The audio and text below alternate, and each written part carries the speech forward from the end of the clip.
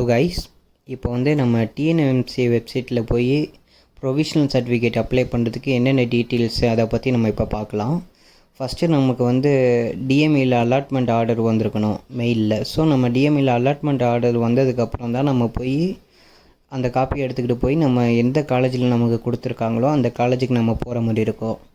போயிட்டு நம்ம வந்து லைக் இப்போ உங்களுக்கு 1 இயர் இன்டர்ன்ஷிப்னால் உங்களுக்கு நீங்கள் அங்கே காலேஜில் வந்து அவங்க சொல்லுவாங்க எந்த டேட்டில் வந்து நீங்கள் ஜாயின் பண்ணலாம், அந்த எந்த டேட்டில் உங்களுக்கு முடிக்கணும்னு.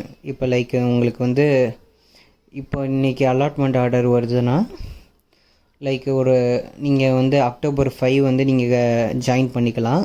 அண்டு அடுத்த வருஷம் October 5 வந்து 2025 வந்து உங்களுக்கு இன்டர்ன்ஷிப் முடியுது.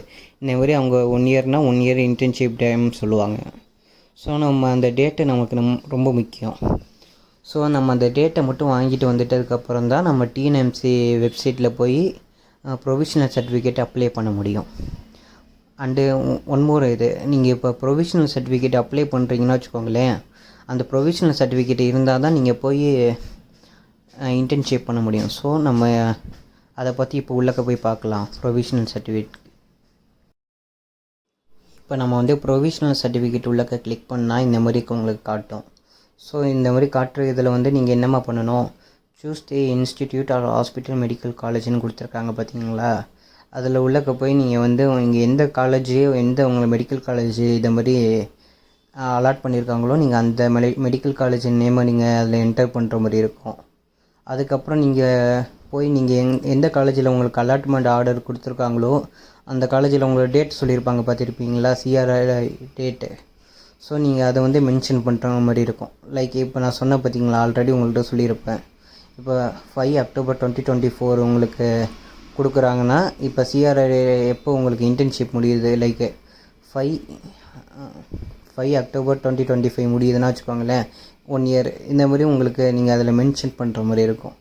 ஸோ அதை நீங்கள் கிளியராக மாற்றாமல் எல்லாருமே குரூப்பாக நீங்கள் ஒரே இது போடுற மாதிரி அவங்க சொல்லுவாங்க. ஸோ நீங்கள் அந்த டேட்டை மட்டும் நீங்கள் கரெக்டாக ஃபில் பண்ணிக்கோங்க. நெக்ஸ்ட்டு வந்து நம்ம no objection certificate plus admin லெட்டர்னு இருக்குது பார்த்தீங்களா, அது வந்து ஒன்றும் இல்லை. நீங்கள் வந்து டிஎம்ஐயில் கொடுத்துருப்பாங்க பார்த்தீங்களா அலாட்மெண்ட் ஆர்டர் லெட்டர். ஸோ அந்த லெட்டர் தான் நீங்கள் ரெண்டுத்தையுமே ஒரு ஃபைலாக நீங்கள் க்ரியேட் பண்ணி வைக்கிற மாதிரி இருக்கும். ஒரே ஃபைலாக தான் நீங்கள் க்ரியேட் பண்ணுற மாதிரி இருக்கும். நோ அப்ஜெக்ஷன் சர்டிஃபிகேட்டும் அது எங்கே கொடுத்துருக்காங்கன்னா நம்ம டிஎம்இயில் கொடுத்துருப்பாங்க பார்த்தீங்களா நோ அப்ஜெக்ஷன் சர்டிஃபிகேட்டை, அதையும் அந்த அலாட்மெண்ட் ஆர்டர் வந்திருக்கும் பார்த்தீங்களா காப்பி, ரெண்டுத்தையுமே நீங்கள் மெர்ஜ் பண்ணி ஒரே ஃபைலாக வந்து 1 MB ஃபைலுக்குள்ளே இருக்கிற மாதிரி பார்க்கணும். ஸோ நீங்கள் அதை வந்து அப்லோட் பண்ணுற மாதிரி இருக்கும். நம்ம வந்து NOC and allotment order copy ரெண்டுத்தையுமே மெர்ஜ் பண்ணி அதில் அப்லோட் பண்ணதுக்கப்புறம் TNMC eligibility certificate, provisional eligibility certificate நம்மளுக்கு ஒன்று வந்திருக்கும் பார்த்துக்கிங்களா, பெக்குன்னு சொல்லுவாங்க. ஸோ நீங்கள் அதையும் இதில் அப்லோட் பண்ணுற மாதிரி இருக்கும். செகண்ட் ஃபைலில் டிஎன்எம்சி எலிஜிபிலிட்டி சர்டிஃபிகேட்னு போட்டுருக்குது பார்த்தீங்களா, அதில் வந்து நீங்கள் 1 MB சைஸுக்கு நீங்கள் அதில் அப்லோட் பண்ணுற மாதிரி இருக்கும். ஆல்ரெடி அவங்க சென்ட் பண்ணியிருக்க மெயிலே 1 MBக்குள்ளே தான் இருக்கும். ஸோ நோ இஷ்யூ, நீங்கள் அதை டேரெக்டாகவே இதில் நீங்கள் அப்லோட் பண்ணிக்கலாம்.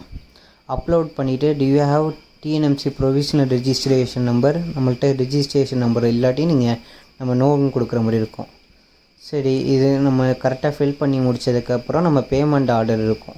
ஸோ நம்ம பேமெண்ட் இதை வந்து நம்ம இப்போ பார்க்கலாம்.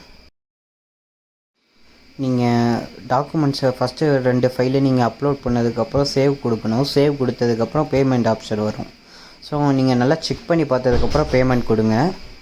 ஃபஸ்ட்டு நம்ம 1000 rupees பே பண்ணுற மாதிரி இருக்கும், ப்ளஸ் ஜிஎஸ்டி இருக்கும். ஸோ நீங்கள் அது கரெக்டாக அமௌண்ட் செக் இது செக் பண்ணி பார்த்துக்கோங்க. ஃபைல்ஸை செக் பண்ணி பார்த்ததுக்கப்புறம் பேமெண்ட் கொடுங்க. நீங்கள் ஒன்ஸ் பேமெண்ட் முடிஞ்சதுக்கப்புறம் ஆன்லைன் அப்ரூவல்னு ஒன்று வரும். ஆன்லைன் அப்ரூவல்னு வர இதில் வந்து உங்கள் இமெயில் அட்ரஸ் இருக்கும், ஐடி இருக்கும், யுவர் ரிஜிஸ்டர்டு இமெயில் என்ன, அதுக்கப்புறம் அப்ளிகேஷன் நம்பர். ஸோ இதெல்லாம் மென்ஷன் பண்ணியிருப்பாங்க. ரெண்டாவது வந்து இந்த மாதிரி ட்ரெஸ் கோடு இதை மாதிரி போட்டிருக்காங்க பார்த்தீங்களா, அதெல்லாம் நீங்கள் ரொம்ப இது பண்ண வேண்டாம். அவங்க வந்து உங்களுக்கு டேரெக்டாகவே மெயில் அனுப்பிடுவாங்க. இப்போ அந்த எல்லா ப்ராசஸும் முடிஞ்சதுக்கப்புறம் அந்த மெயில் அனுப்புவாங்க. ஸோ நம்ம அதை பற்றி அடுத்த ஸ்லைடில் பார்க்கலாம். நீங்கள் ஒன்ஸ் பேமெண்ட் பண்ணதுக்கப்புறம் ஆன்லைன் அப்ரூவல்னு ஆனதுக்கப்புறம் உங்களுக்கு வந்து இந்த மாதிரி ஒரு ஸ்லைடு ஓப்பன் ஆகும்.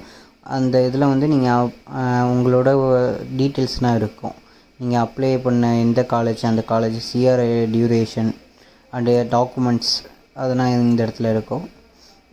அதுக்கப்புறம் background verification, online approval, time slot, இந்த மாதிரி டீட்டெயில்ஸ்லாம் நீங்கள் ரொம்ப ஒரி பண்ணிக்க வேணாம்.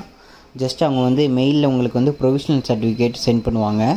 ஸோ நீங்கள் அந்த ப்ரொவிஷ்னல் சர்டிஃபிகேட்டை வச்சுக்கிட்டு நீங்கள் போய் டைரெக்டாக உங்கள் எந்த காலேஜில் உங்களுக்கு அலாட்மெண்ட் ஆர்டர் பண்ணியிருக்காங்களோ நீங்கள் அந்த அலாட்மெண்ட், இந்த ப்ரொவிஷ்னல் சர்டிஃபிகேட் அண்டு அவங்க காலேஜில் சொல்லியிருப்பாங்கள்ல என்னென்ன டாக்குமெண்ட்ஸ் வேணும், அந்த டாக்குமெண்ட்ஸ்னால் நீங்கள் எடுத்துகிட்டு போய் நீங்கள் ஜாயின் பண்ணுற மாதிரி இருக்கும் அந்த டேட்டில்.